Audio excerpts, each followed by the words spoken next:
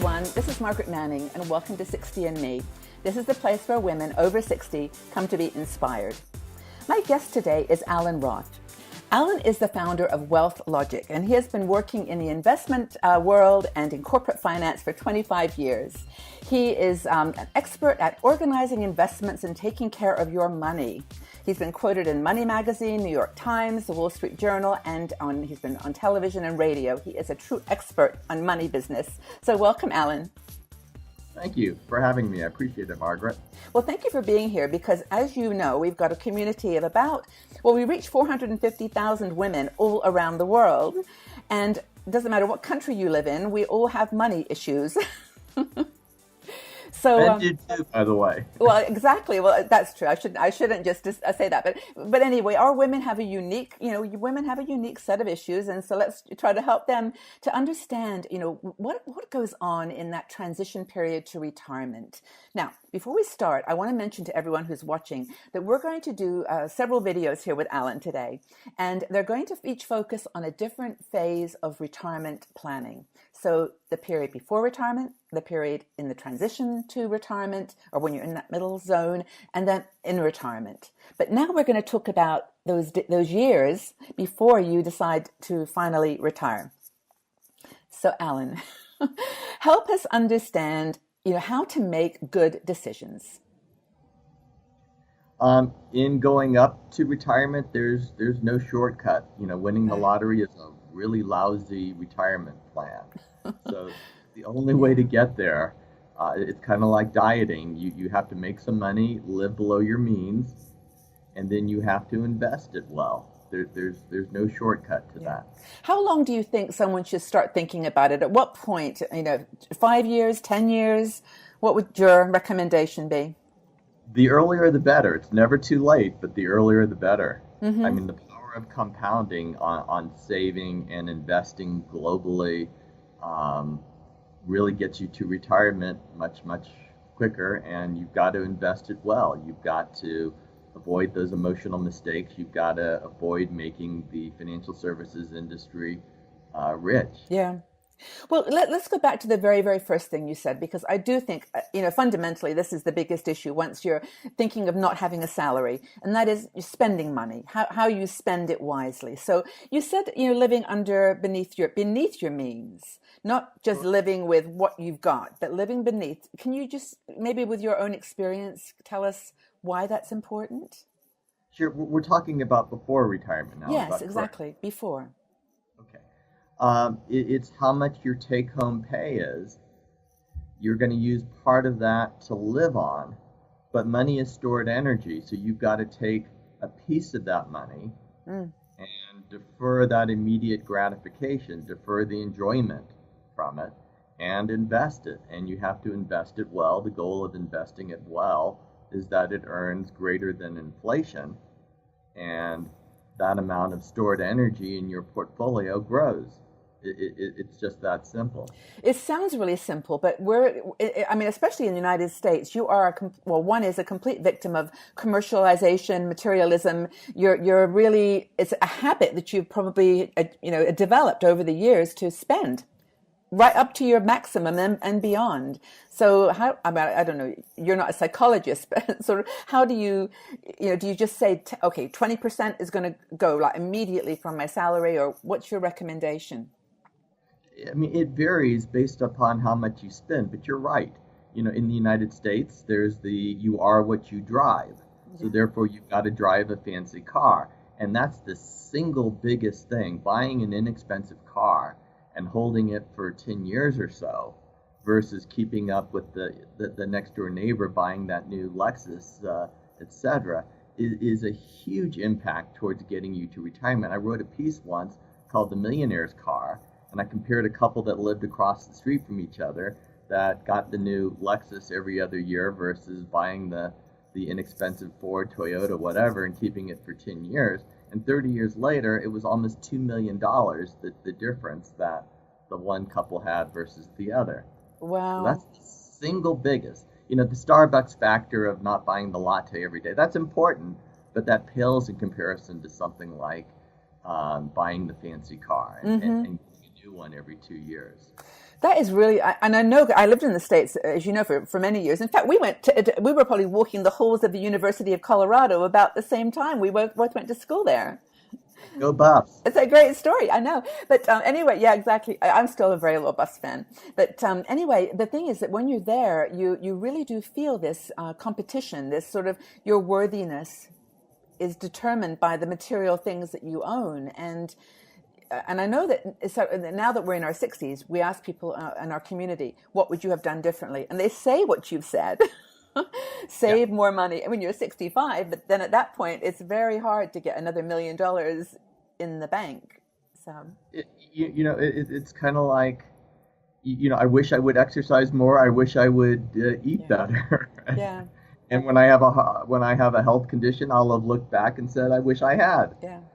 But okay, so we've done the topic of living beneath your means, or actually not, and that's reminding for women who are watching this. This is an important distinction. It's not just living in your means, but it's living below your means, and actually deliberately putting aside in that little gold pouch, X amount every month. Did you say what percentage you thought was reasonable?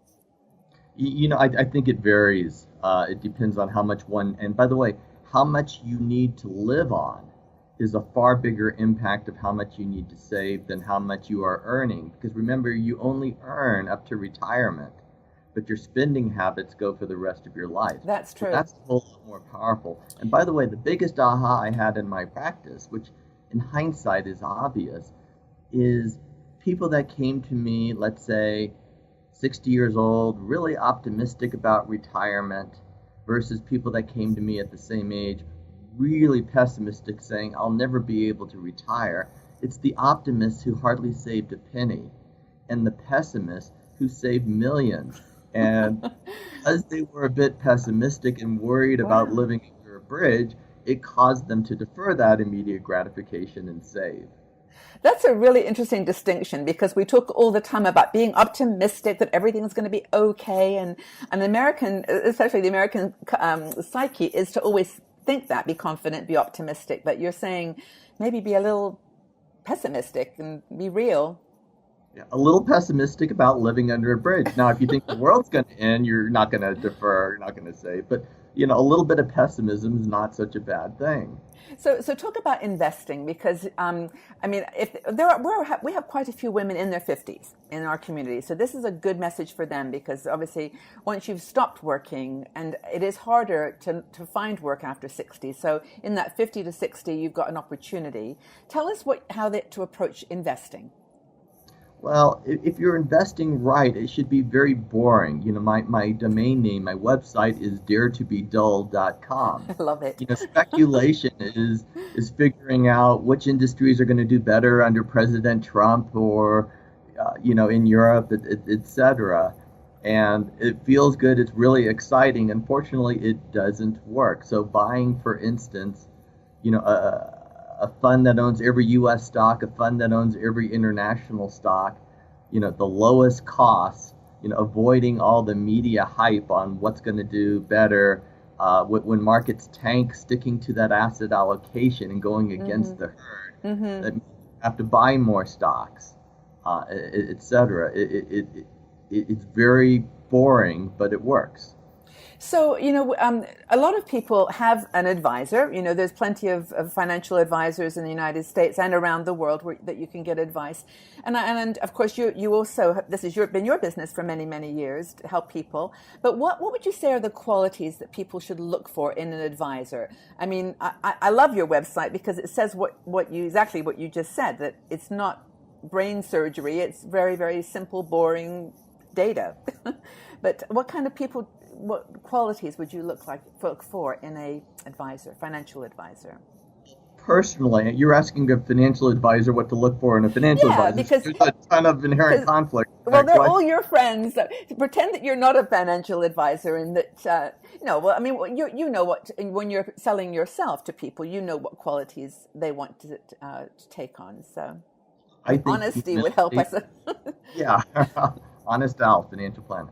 I think you have to look for humility. I think they have to be willing to talk about what the total costs that you're going to be paying are.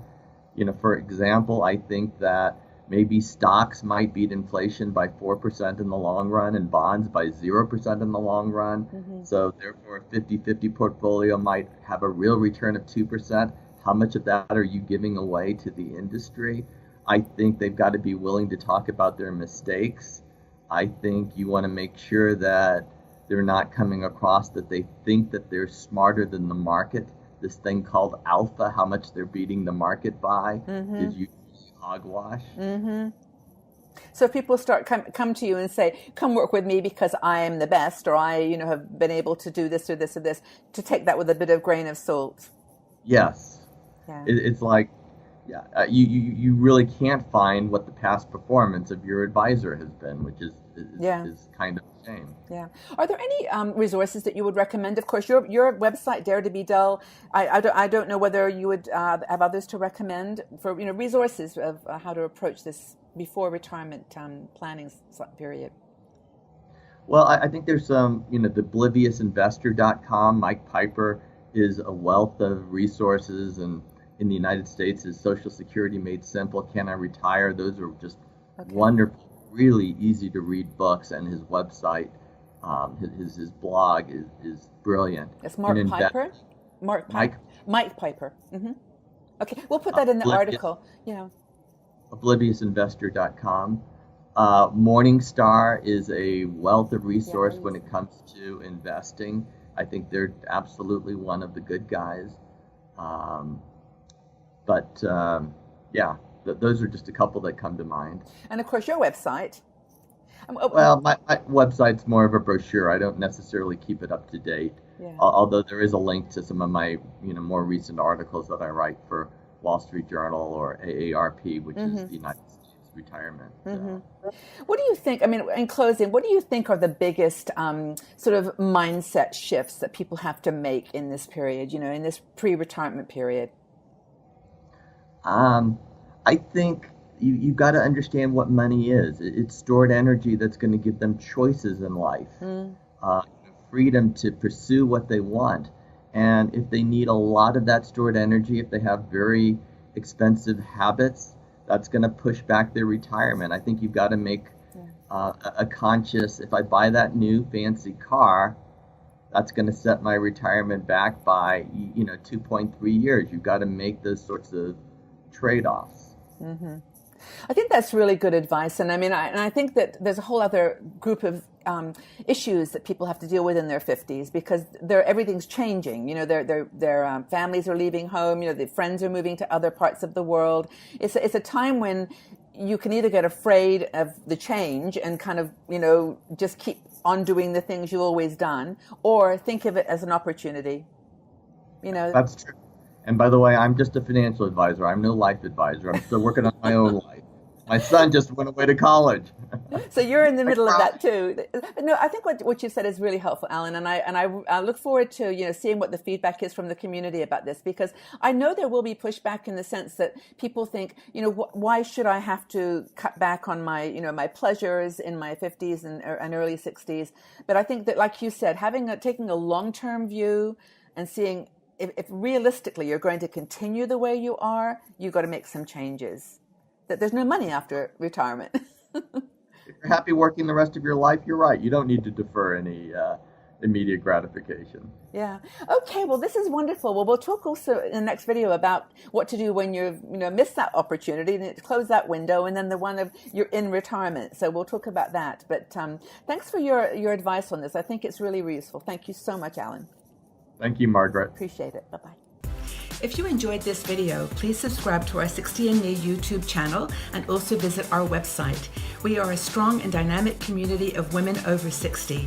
We're challenging aging stereotypes, and every day we share fascinating stories, interesting questions, and great conversation.